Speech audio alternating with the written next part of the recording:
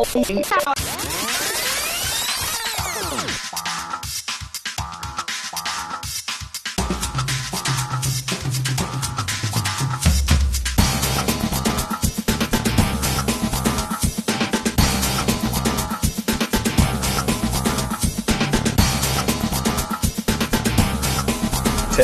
Semi to take studio. 7, 6, Stomach 5, camera 1, mics 1 and 2. 3, 2, 1. Take studio.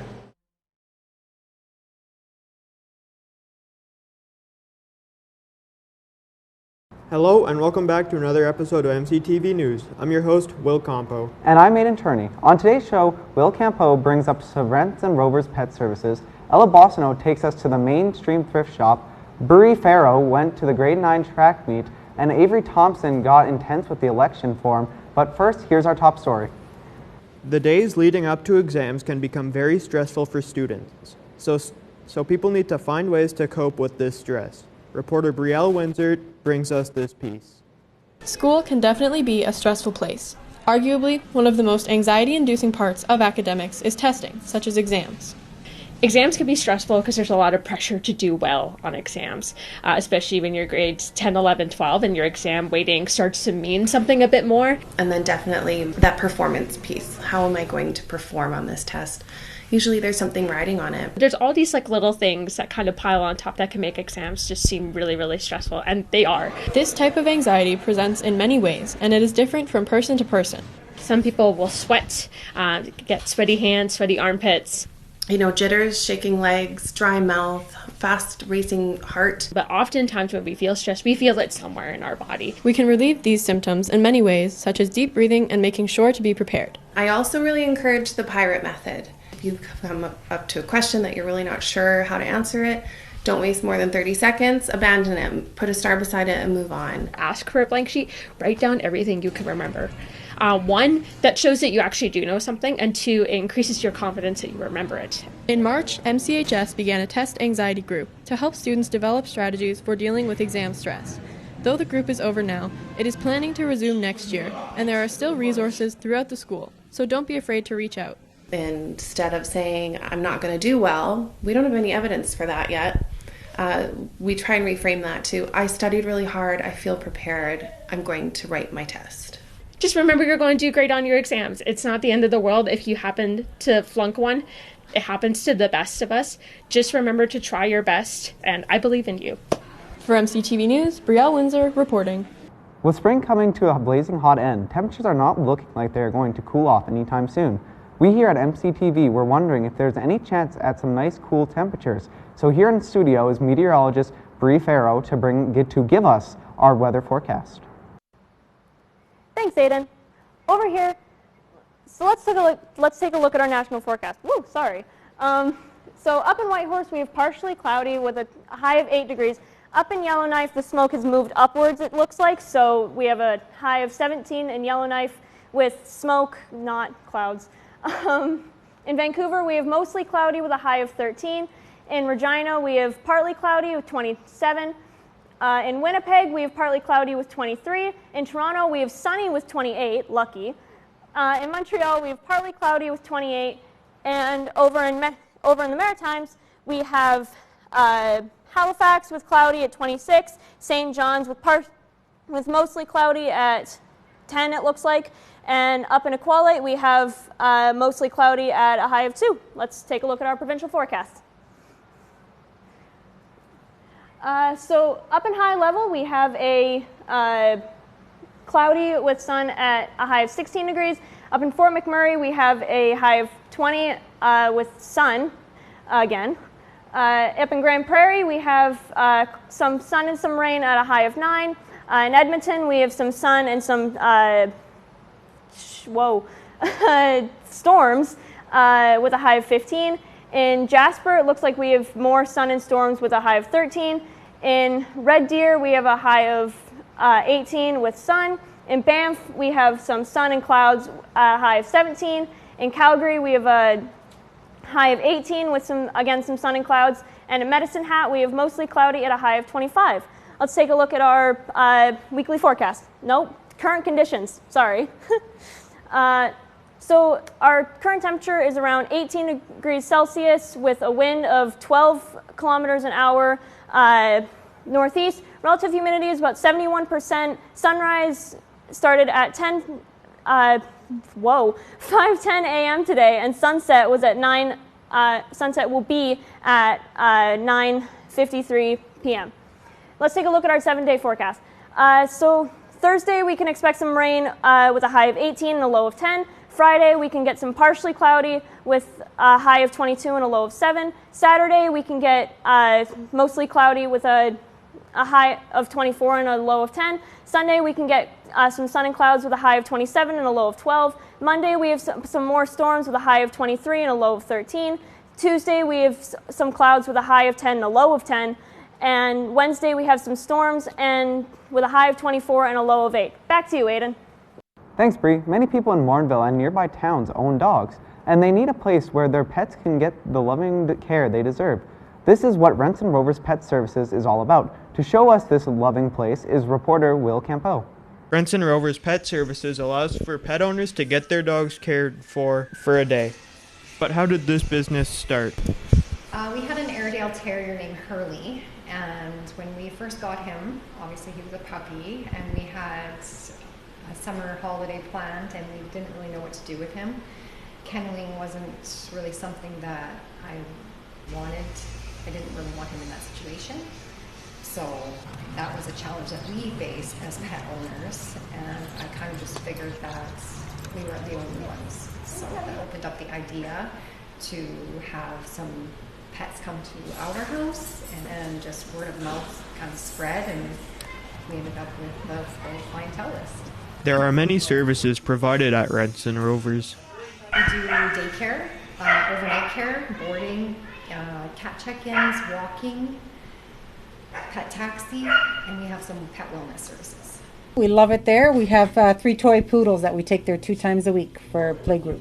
Working with many different breeds of dogs with all different personalities, it takes a lot of hard work to accommodate for all of them.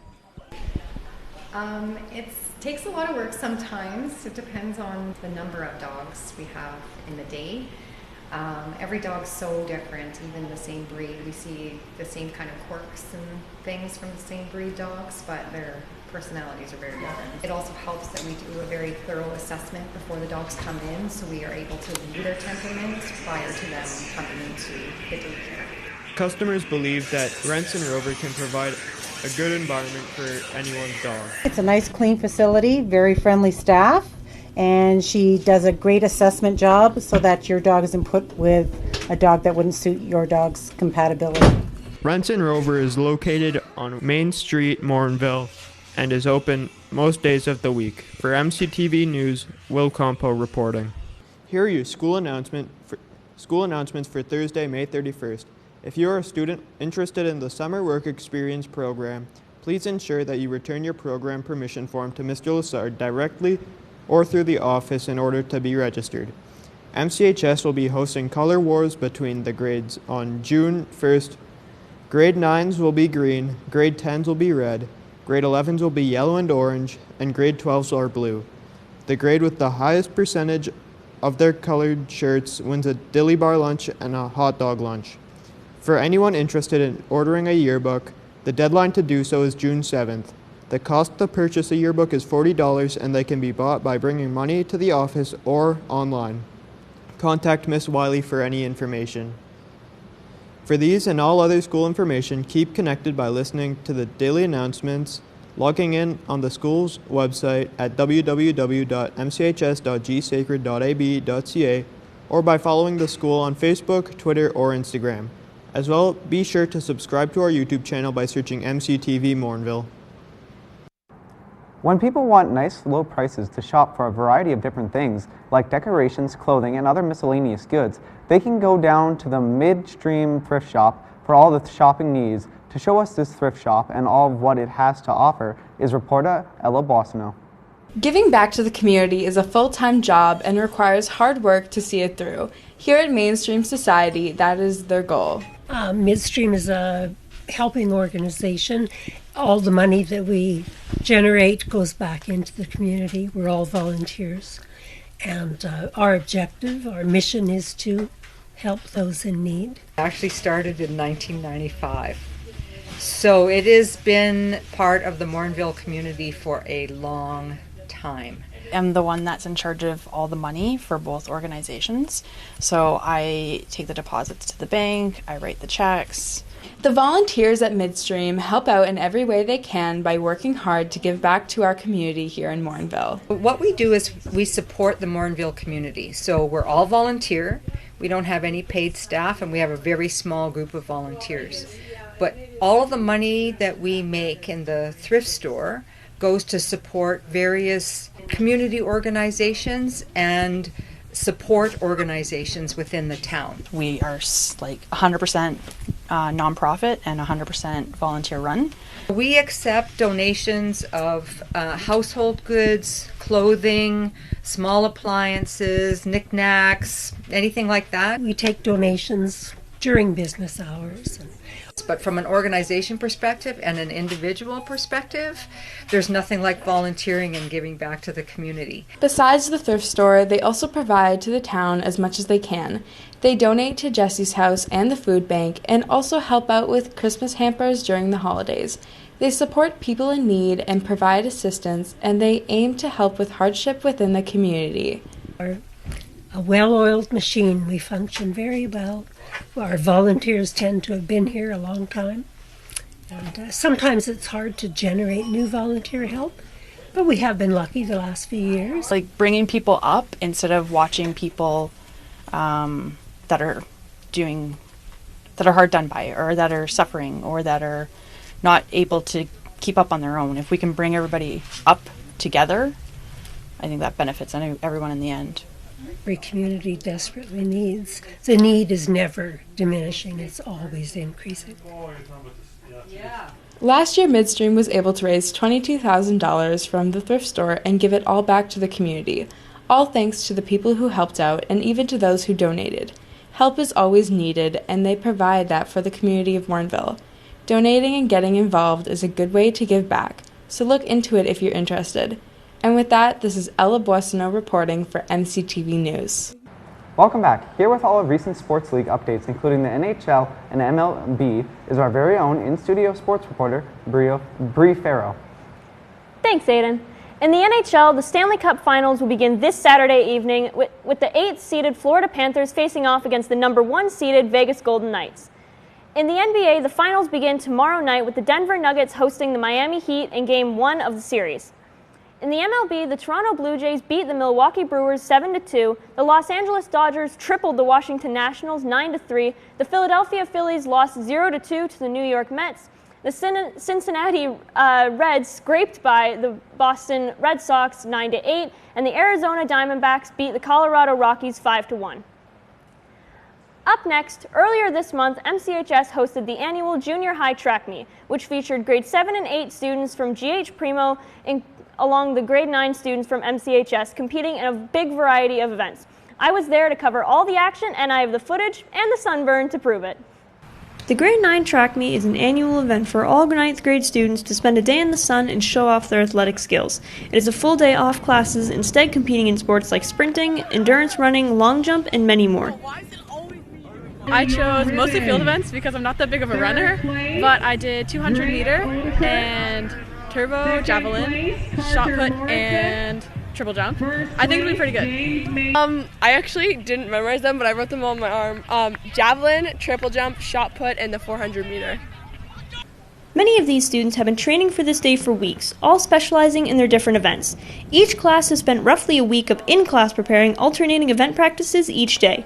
Events like this can take months of physical and mental preparation. While many are happy for it to be over, some are even looking forward to resuming their training and participating in track and field in later years. I am going to go home and I'm going to practice. I'm going to get better. I'm coming back next year and I'm winning some trophies. Well, ribbons. But. Many staff have also been planning this event for weeks. Between organizing sports, setting up concessions and music, and other behind-the-scenes jobs, Mr. Owen has worked tirelessly alongside Mr. Lessard and Miss Willows to help plan and set up for this day, especially with the recent smoke blown in. Oh, there's a lot of time and preparation. I think you got to tip your hat to Mr. Lessard, and Miss Willows for doing a lot of the organizing. Within the grade 9 classes themselves, they have to organize who's doing what events. So that's a lot of preparation. For the grade 11s and 12s, you got to organize who's going to be running the events and manning the events. And then obviously with the smoke, trying to pick a day and finding the day how it works, that's really important as well. Track and field can be a nervous time for kids worried about their performance and how other students might judge them. However, it is important to remember that this event is completely for fun, and one can only be sure if they don't like it if they try it. Oh, you're going to be nervous in anything, whether it's in track, whether it's getting up on the stage and performing in drama, whatever it is that you're participating in. If you don't have those butterflies, if you don't have those nerves, I don't think you're human. So to get up, I think the biggest thing is putting yourself out there, trying something. Don't be afraid to fail. Everyone fails at stuff. If at first you don't succeed, try again. I think for sure do it, and I think actually try, because it's more fun when you get to compete and put your all into it. Give it your all. Give it your 150%, because at the end of the day, it's just for fun. So enjoy yourself while it lasts, because it's only mandatory from grade 4 to 9. So just make the most of it, and you'll have so much fun, because getting to spend the entire day outside with your friends is just a blast. In conclusion, it's safe to say that this year's grade 9 track meet was a success. Many students were happy to finally get a break from classes and spend a day in the warm sun, and even kids from GHP Middle School came over to enjoy the many events and competitions MCHS had to offer. Many students report having a blast here outside in the nice weather, and some even plan on coming back to these track and field events in later grades. This has been Brianna Farough reporting for MCTV News. Welcome back. With the school year coming to a close, new assignments for school administration throughout Greater St. Albert Catholic School Districts have been announced. Based on this, MCHS is going to see changes in the front office, and we are fortunate to have the school's new assistant principal, Mr. Laurent Beaudoin, joining us today. Thanks so much for being here. Thanks for having me. So first question, can you just sum up your educational career so far? So I had quite the fortunate series of events that led me to getting a job at ESME. So École Secondaire Sainte-Marguerite-du-Ville in St. Albert, taking over for Mr. Thibodeau there, and taught construction and social studies and French and English and phys ed, you name it. And then I became vice principal there as well. So that's where I've been so far, and now I'm moving on to MCHS, and I'm super excited. Yeah. So do you have any expectations when you're coming here to MCHS?